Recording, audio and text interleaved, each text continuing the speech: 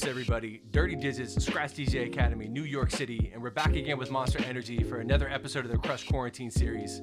Today we have a foundational technique that every DJ needs to have in their skill set. We're talking about the Scribble Scratch.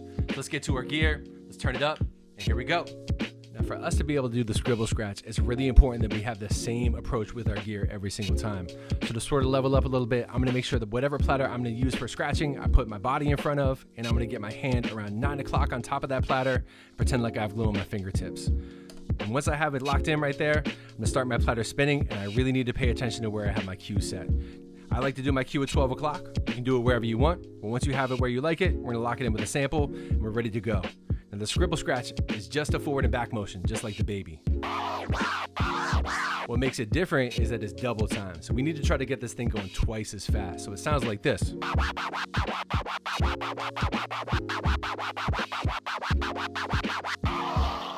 This is a really important technique to have in your skill set to get those nice clean drops and add them into your mix. So now that you feel comfortable doing it a cappella, the last step is we need to rock it to a beat.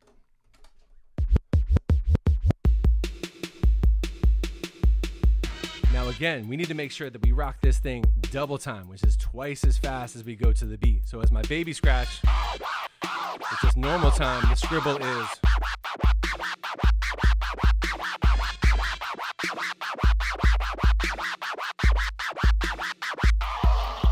Now a couple important things to talk about is that especially when I first started to do this scratch, there was something called drifting, which means my fingers weren't gripping to the platter as well as they could be.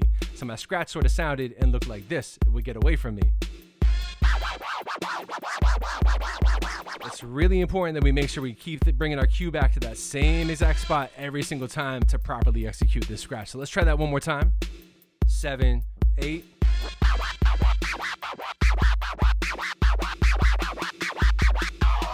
And now that you got the feeling, the last step is we want to put our personality into it so we can just kind of have a little bit of fun.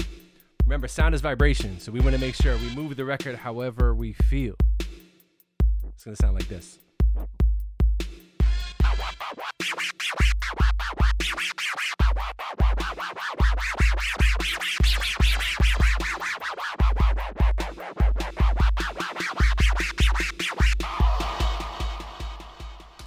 And that's the Scribble Scratch, a really important technique, one that every DJ should have in their skill set, and also one that every DJ should be able to execute on both sides. So I strongly suggest once you get comfortable with your dominant hand, take it over to the other side, get nice on both, add it to the baby, and start putting your personality into it.